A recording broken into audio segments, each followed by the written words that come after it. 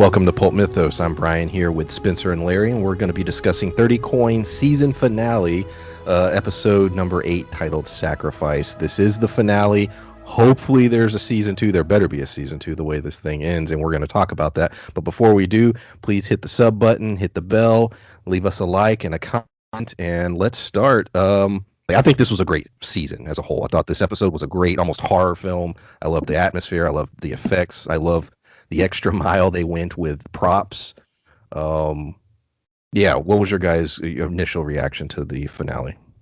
There wasn't anything I didn't like about it. Everything in this episode to me was so well done. Like you said, the effects, the from beginning to end, the um, Angel, as it said in the That's what I'll be subtitle. calling Angel. Yeah. Yeah, I mean, it sounds like they call him Angelo in the like when you that's what I'm listen to saying. Like, it was Yeah. like the subtitles didn't reflect always how they were saying it, but him that when he was like opaque almost, like it looked like he was covered in baby powder, that super white. them. It was, but it was creepy as shit. And then when the kaiju looking monster came out of the grave, everything in this episode I loved. And then all of the cliffhanger type stuff that led to a season 2 type ending was great too. I love this episode. There's a lot of mixed reviews I saw online where it was, some people didn't enjoy it, and I don't know how they couldn't. Like, I loved it. Yeah, I was about to say the same thing when you said that there were mixed reviews. I don't know how you don't like this. It was done so well, and if you like this genre, if this sort of horror suspense, drama that this show is, if this is what you came for, I don't see how you don't like this. It couldn't have ended any better unless you wanted a clean resolution at the end and you wanted it self-contained. That's the only complaint I could understand. But even then, I mean, personally, I still want more. Like you said, when we saw Angel's true form, that was surprising. The effects budget in the show overall is surprising because it's a oftentimes we get shows like this in the United States and they skimp on that budget, or you'll never get a creature like this on television. It would have to be in a movie. So that was very well done. The set design for given how the town changed later on, that surprised me. It was very it was gory, it was gross. Yeah, it was a good finale. It was a really good finale, and but it definitely leaves you wanting a season 2. I'd be very disappointed if we don't get a season 2 out of this. Yeah, this definitely needs a season 2. Every single major character, antagonist and protagonist, was left with somewhat of a cliffhanger. Matter of fact, I would rate this season as a whole close to a 9. But if we get a guaranteed season 2 announcement, it would push it, 9.5 or more. I loved it that much. I think this is a great series in terms of horror, which is a genre I'm really into, and I think it does a great job of that. Yeah, absolutely. Yeah, it does a wonderful job of that. And not just with the creature design or the set design, with the cinematography, with the way they just make things overall feel eerie. The sense of atmosphere you get from this show sets that up really well. It's interesting that with all the horror elements and just all the crazy shit that we experience in this show, at its core, it's a love triangle plot line. It's one of the main stories. The two main stories, in my opinion, is the love triangle, and then the second one is sort of Father Manuel's sort of journey and what his purpose is. Those are sort of the two big things. But the love triangle, man, Paco, Elena, and Merche, and shit gets real in this episode. We have what we were questioning in the last episode. Where was she aligned with the evil, or was she doing her own thing? And this episode explains that she, in fact, is now aligned with the evil. Spencer, you were saying you weren't sure at what point she made this decision. What do you think about that? Because yeah, I don't know, because throughout this series, like we've talked about whether or not she was in on it several different times. The way she was trying to push Paco, everything she was doing seemed to be kind of not necessarily, I don't know if it's under her control or if she was influenced, but she seemed very off. But then when she tried to attack Elena, that seemed very much like a real world kind of scenario where she was jealous. You know, her husband's fucking around with this girl. He really likes this other person. So then I was just like, well, maybe she's not under the influence. But I think that maybe perhaps that's what caused her to go full fledged into the other realm. The only thing that makes me question whether or not she was doing that beforehand was the way that she, and I don't remember the American member of this Judas cult thing. I don't know what his name was, but the way that they looked at each other, the way that they interacted with each other, it seemed very much like they knew each other prior to just meeting. So that's why I'm not 100% sure what's going on with them. I don't know. Yeah. See, I don't know because it seems to me like in that moment that he was kind of, just sort of taken with her ambition, and like it seems like he sees the same thing in her that potentially Angelo does. Like there's a potential there, or maybe a trait that the members of this church share that she happens to have. She is ambitious. She did buy up most of the businesses, if not half the businesses, half or most of the businesses in town. So maybe it's that ambition, that drive, the way she pushes herself that makes them see her the way that they do, or there could be something else. There could be like some bit of corruption, or there could be the fact that they saw that she was corruptible, but that she was perhaps a little more in intelligence, or had a little something more than the other town folks, because but I get a feeling now, especially after this episode, that speech that Angel gave her is a speech that he gives a lot, because we see at the end of this episode he changes form and he moves on, most likely to manipulate somebody else into getting the coins. He's probably just biding his time to see whoever gets the most of them and who has the best chance. And I imagine that person, he'll tell them that they're the chosen one next. Well, I think it is interesting that during the communion, everyone he was giving them communion, with her he places it in her hand. I was wondering, is he well aware that she's not under the spell? No one else is, but I think he is. I wasn't completely clear on that. Well, yeah, I think he's aware because he talks to her earlier. Remember when the scene in the church last episode where he tells her to go out the window and everything, and that she's above them.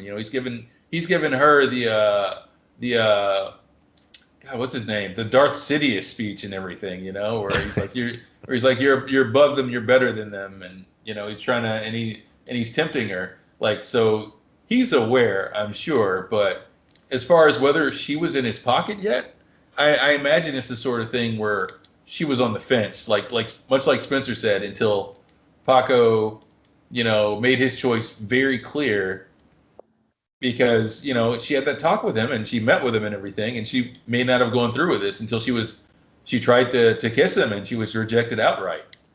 I don't think she was 100% until that scene. And taking the sandwich, to the witch. Yeah. And then the witch, creating her little spell. And when she ran through the tunnel and just beat the shit out of Elena and then sticks the needle in her neck and then disappears, I was like, damn. It was laughing my ass off. But I'll tell you, the thing that really was odd to me was, okay, she does this to Elena. This is all part of her plan now with the witch.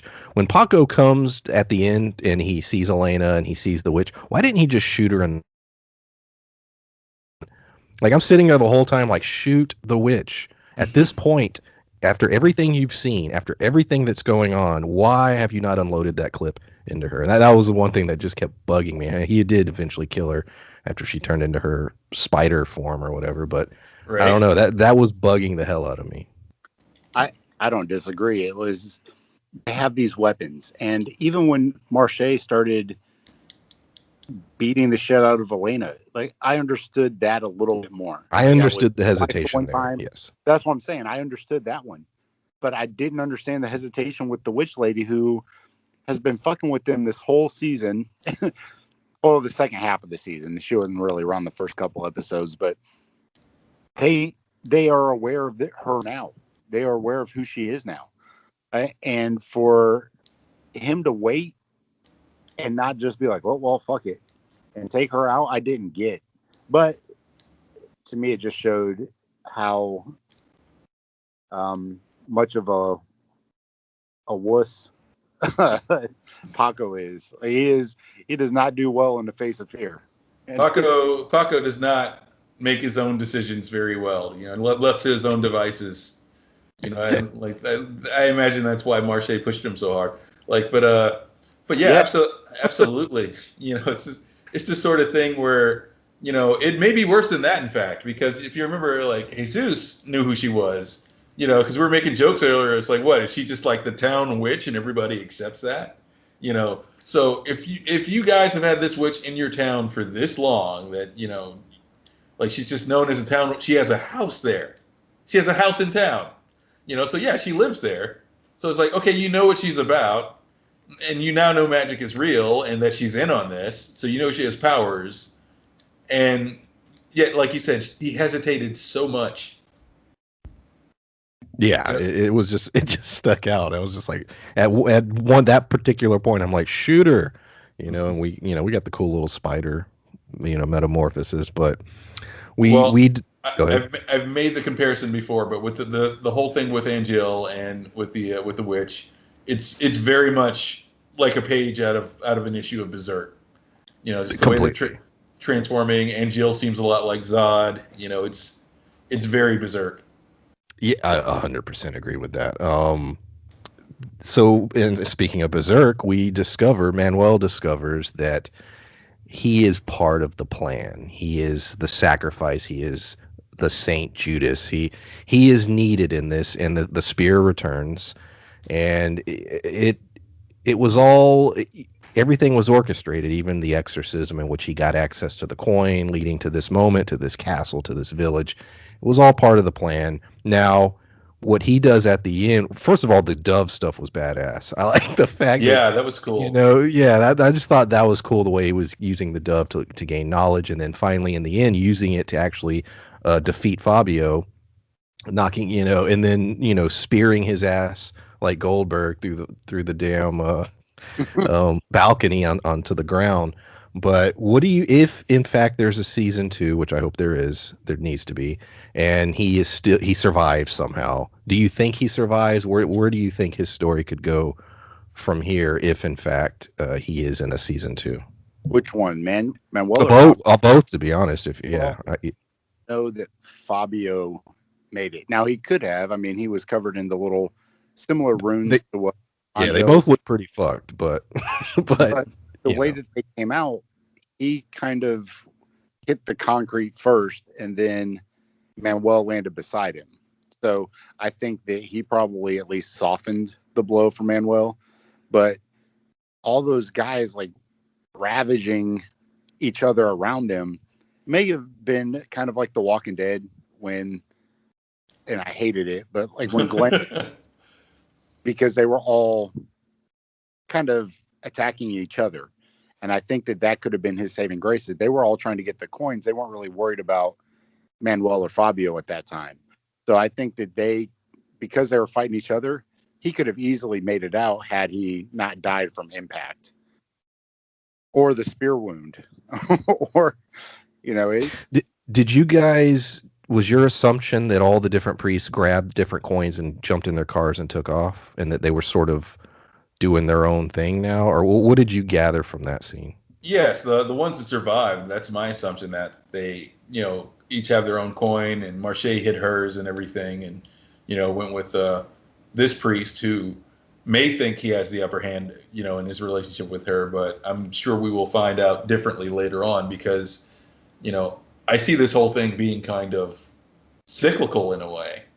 And I think what I'm trying to remember his name. Antonio. I remember his name this time. What Antonio said points this out when he mentioned Napoleon and Hitler and just this happening throughout history. I think it's played out this way again with Manuel and Fabio, and it will play out this way again, likely with Paco and Marche. Well, and I think that's a good point that you brought up with the look at how many coins it said that Napoleon had. Napoleon had 3, and he was able to do everything that he did. They said Hitler had what, 5? 5 coins. Yeah, 5. So for those two to accomplish what they did with as few coins as they had, there was way more than 30 people fighting for coins. So what happens if one of those people end up with a couple more than somebody else? Or, this to me adds a whole new dynamic for season 2, because now this season is set up. Everybody's going after just Fabio and Angel. But come season 2, it makes it to where it could be a longer story arc because there's multiple bad guys now as opposed to kind of focusing on 2. So I think that it spreads it out a lot more, but I'm not sure what they're going after next, or if Marche and the American Judas guy, if they're coming after the coins or if they're starting their own shit now. I don't know. I'm not entirely sure what the direction for season 2 would be, but it shows pretty clearly that they're planning on it, at least. Well, yeah, and there's a lot of directions they could take it. Because I was thinking about not just the supernatural element of the show, but one way they may likely isolate Paco and Elena is the fact that it's like, well, they killed 2 government agents in this episode. Yes. So yeah. they'll probably be on the run for that reason, and they'll probably use that to their advantage. They'll put it out there that they killed them. The deaths that happened in this town were due to them, and we'll see where it goes from that. It's like, will they try to join up with the legitimate portion of the priesthood? It's like, how do they defend themselves, not having the knowledge that Father Manuel had? And at that, like you said, is he dead? To go back to that question, like you said, he just merged his consciousness with that dove. So are we going to see him like appear in dreams and yet also appear as that dove at points, and help him out, in little subtle ways, which may sound ridiculous to the audience, what I'm saying, but like in the sense of just kind of Gandalfing around, like he is, it's him helping them via this dove or pointing things out. Well, yeah. Well, when you look at what happened with all of the when the Mirror Manuel basically convinced all those people to do some pretty messed up stuff, what is going to happen to all the townspeople now that Angel left and all the coins are dispersing amongst numerous other people? You have a blood-soaked castle that is filled with all these dead. Remember, Antonio says there are no animals left in the village. They took all of them and sacrificed them and placed their bodies. So that alone is a whole situation. Yeah, and so what comes from here when all these people come to, and I don't know what they would remember, but could you imagining feeling like you're asleep for a little while and then waking up to that? Like, how would you know what was real and what wasn't? Like at that point, that would be very difficult. Yeah, and here's the question with that too. Like, what are the rules of the spell? Because with the last one, they did remember that they burned down the clinic. They don't know why they felt so motivated to do so, but they do remember that they did it. So are they going to remember that they did all these things? And how does that affect them? Because they were sacrificing people.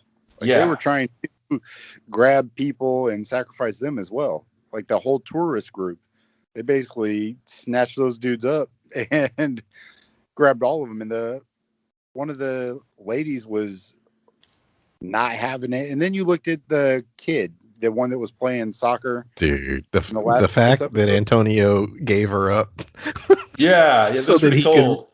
so that he could rescue Laguna. Like, I mean, I see why he did it, but I was like, holy shit, man. I was like, that's a cold decision. That's a really cold decision for Antonio to make. It's like, clearly, Antonio's one of those greater good guys. He's, Larry, you did say, and yeah, Paco shoots both agents, Christina and Maria. I don't know which is which. One of them gets the gut shot. I would assume she's going to die. The other one, I couldn't tell if it was a shoulder shot. Maybe she survives. I don't know. Either way, he did do that. If season 2, that obviously would play a big role in what happens to Paco. that's a good point. I do recall one of them being shot in the shoulder, so that makes me wonder if one of them survives, and they do have these memories, and like, well, we saw how the town folks tried to rationalize what they did last time, so we may be looking at a scenario where she's hunting down Paco and Elena, and well, she rationalizes it that she was, like a federal agent or what have you, that was just trying to reason with Paco, and he shot her and her partner. Because the way the spell worked last time, they all tried to make excuses for their actions, but then again, that may have just been because all the town folks are horrible people. I mean, that's also true. So, like, but she could be hunting them next season. Yeah, I don't know what the end game of that storyline is, or if it even matters. I mean, this whole area on a statewide search or countrywide, I don't know how.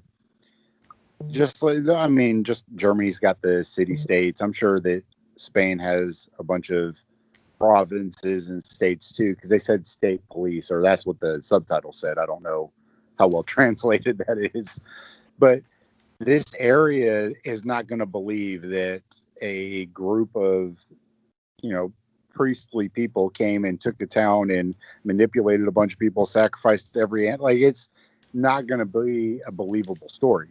So for them to be like, well, we were just defending ourselves because we weren't sure who, they're not going to believe that. However, at what point is the coins and what those people are doing is going to be way more important than these two state cops dying?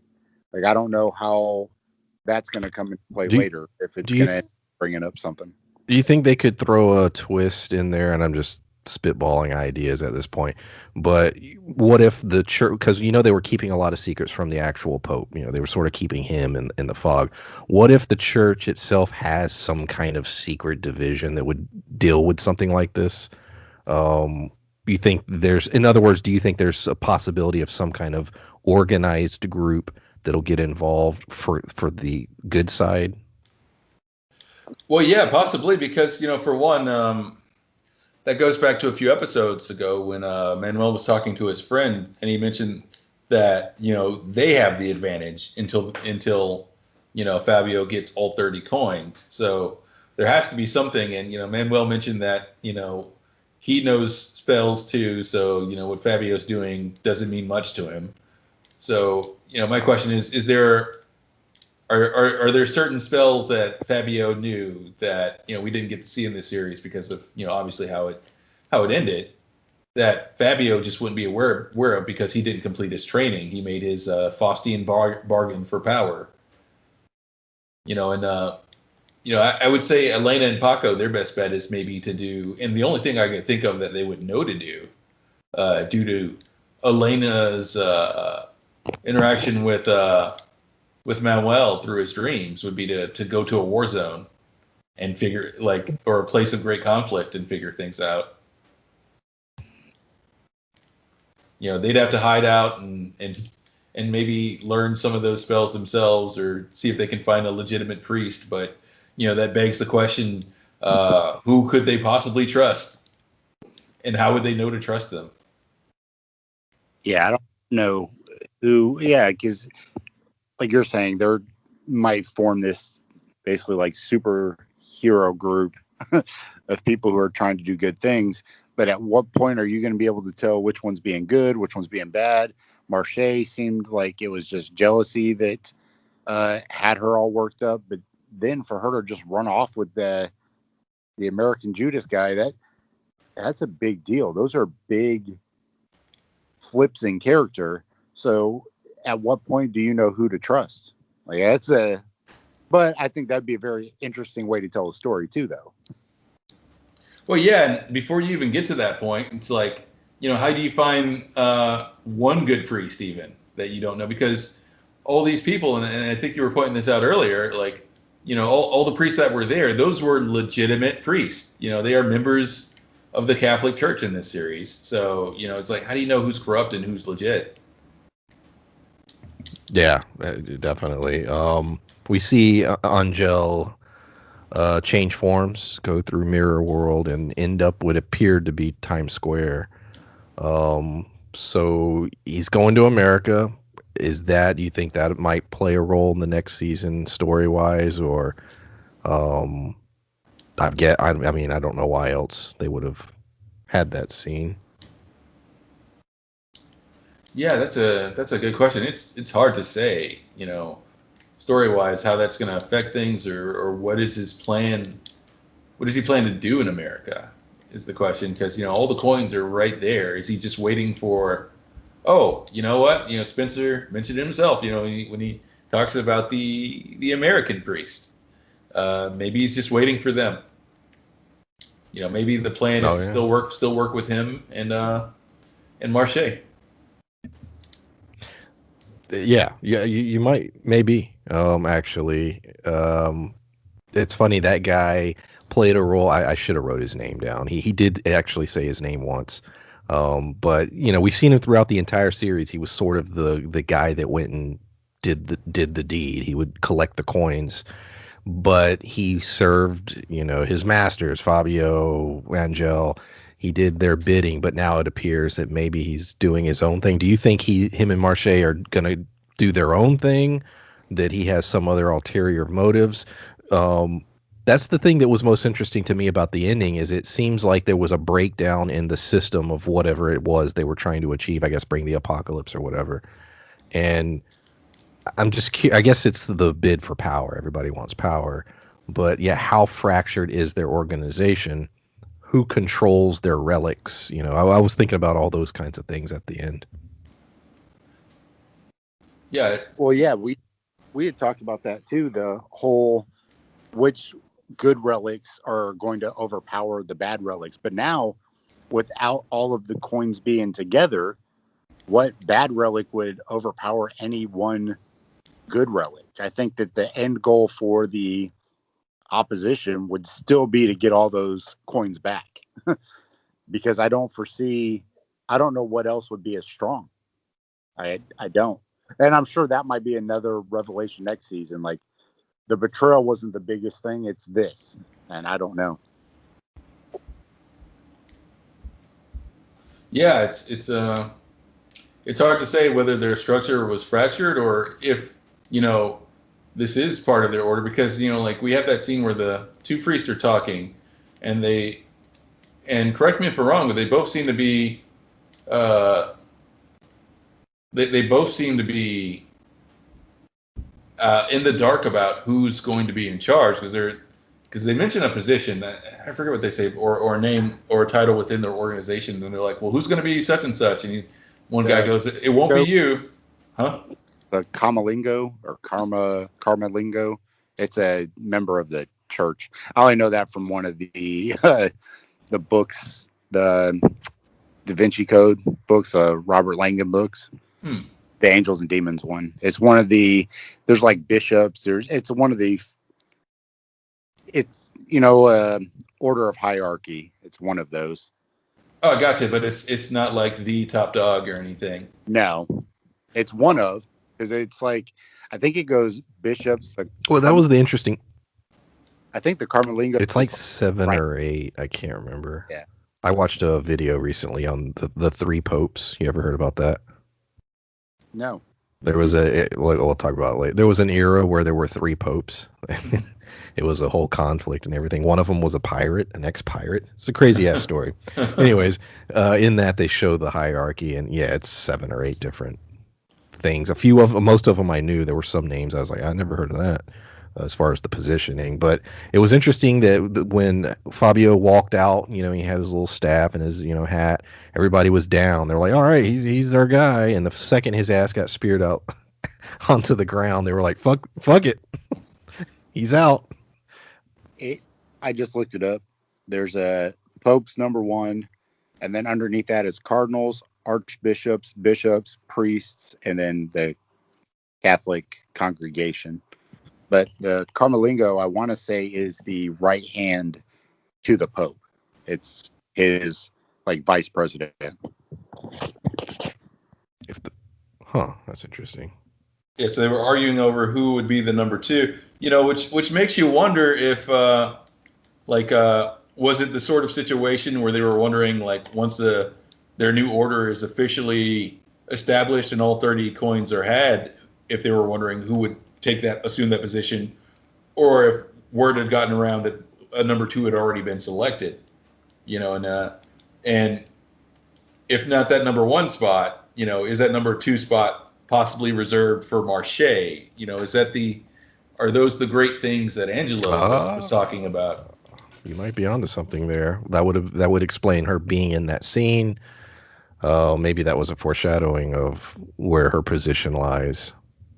Yeah, because I just looked up specifically what their job is, because I knew they were like the VP, but they are the successor to the Pope until a new Pope can be elected, just like the vice president. If something happens, they're the one until they can do that, but they don't have any power as far as kind of reshaping the church, but they run all the papal houses. They administer the properties and the revenue that the Catholic Church oversees. They have a bunch of, they're like the VP, but they're like the VP's accountant, I guess. See, now that seems like a perfect role for Marche. Yes. A matter of fact, Larry, I think you nailed it. I think that's why she was in that scene. That's why that line of dialogue was there. That was essentially telling us what her role is going to be going forward, because their Pope is dead now. So until they choose a new leader, it's her, maybe. Okay. She could be that. And I think they're going to be that new guy's number 2. Because Angel, I'll call him Angel. He because she was sort of, like you said, he was grooming her. She was sort of, he liked her. She seemed to be right for whatever it is he's trying to achieve. Yeah, that's interesting. I'll tell you one scene that bothered the shit out of me. This is one of the last things I have, unless you guys have more. This was one of the, and I don't know what it is in my brain that why it bothers me, but okay, they had the robes dipped in the blood or whatever, right? And I'm looking at this not from in the show, but just thinking about it as the actor. And I'm like, are you dipping this shit in water and syrup and whatever the fuck's in there? And this motherfucker had to put that shit on. Put those gross robes on. And just the feeling of wet, gooey robes being put on, and then they put all the other shit on top of it. And I'm like, I don't know if I could have done that. That would have driven me crazy.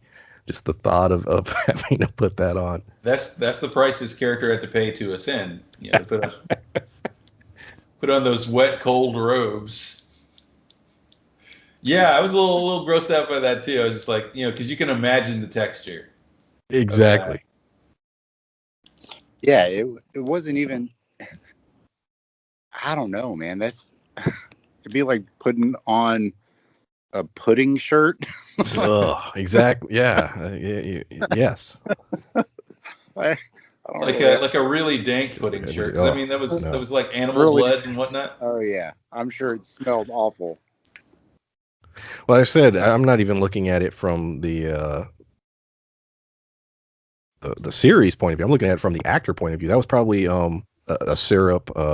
It would have smelled. Maybe It would have been first of all, it probably dyed him. His skin was probably all fucked up afterwards. Oh yeah, it took And a while to get all that shit off. yeah, just ugh. And you're right, Larry. I'm curious what the temperature was and just the whole process. I don't know. It was one of those things that bothered me watching it. Um, but yeah, 30 coins, man. I like I said, a hell of a season, great series. Something I would recommend. I know exactly who I would recommend it to in terms of people I know that are into horror. If you're into like Supernatural, the series, watch this. This is better. Supernatural. Well, okay, the first 4 or 5 seasons of Supernatural was pretty solid, but this was great. I hope they announce another season. We had a comment a week or two ago that stated that they thought that the showrunner had 2 or 3 seasons sort of planned or outlined, but none of them have been. They haven't greenlit it yet, so we'll wait and see. You guys have anything else you want to say regarding the finale of 30 Coins, season 1? Well, couldn't have been happier with it for one, and I just want to say like I hope they do because they definitely it definitely feels like they were setting up for another season. Yeah, I don't know how they could not have it. I don't know what the numbers were. Just by our comments and our views, which we're not a top 10 channel or anything, but the people talking about it, it seems as though in Europe it's done great. I don't know that means they'll bring it back to the States, which just means I'll have to find it somewhere else to watch it when they do season 2 in Europe. But I think that this is HBO's way of expanding into other markets, and I would guess that they are at least planning a season 2, and I'm looking forward to it. Absolutely. Yes, definitely. Anything else, guys?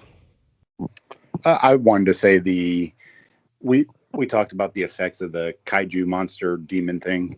I showed you guys a picture. I was watching it in my little theater room that I just finished setting up this weekend. The Manuel coming out of the monster, like the effects during those parts of that scene were amazing. It was, and we talked about it early on, what a great job they did with the budget and the effects in this series. I think also that goes to play on what the director does, because that director has that kind of style. We saw The Last Circus. He does those kind of things, but he does such a great job with them. I'm really looking forward to see what kind of monster is going to be introduced next. You're gonna have to watch that, Larry. The Last Circus. Yeah. I mean, after this, I'm out. definitely willing to check it out. That said, speaking of that, speaking of the creature, that we saw within the first few minutes, like if that's Angel's true form, how do you deal with that? Because eventually they're going to have to face him like that again. Because during the whole scene, Father Manuel is demanding that he show his true face, and that's what appears. So like if Father Manuel is gone, how do Paco and Elena stop that by themselves? I love the detail of the crater in the ground stayed, all the way throughout the episode, showing that happened. That was not a dream. That was not a hallucination. That happened. That physically happened. It reminded me, I've referenced it in past videos of a Souls game, it was like Bloodborne, boss or something. And then I was thinking about Spawn when he got picked up and he starts shooting the machine guns. I'm like, oh shit. And then I was thinking of them as fallen, souls falling out of the creature begging for help. I was like, damn. Like how do you it was great because you hit us hard at the beginning of the episode with this action packed just over the top shit, and then you slow the pace down and you tell us this really horrifying story where we're getting the people are like possessed. You have all the different animal carcasses and leading to the ending. I thought the structure of the episode was really well done. Yeah. And we're saying, like, as a whole, this whole season was well structured, well timed, well paced. Everything that they did in this, I enjoyed, and because of that, that's I think why I'm looking forward most to a season 2. Not just because I want some questions answered. I genuinely enjoyed it because of its cinematography and the horror elements. Like everything about this show, I loved. So it's not just like, well, I need them to answer questions. I want another season because I really want to see what they're going to do. Oh yeah, absolutely. Because there's so many different directions they could go with the next few seasons, and they did leave it a little open-ended. It's very much one of those to be continued endings. So looking forward to it. Hope it gets renewed for another season. I'll definitely be watching. Absolutely. We appreciate everybody listening, throughout the series. There's more content on the channel. We're not just doing 30 coins. So if you're digging what we're doing here, check out some of the other stuff. We have a lot more stuff planned going forward, including going back to video content on the channel. So, check that out. Yeah, appreciate it. Thanks for listening. Bye. Bye.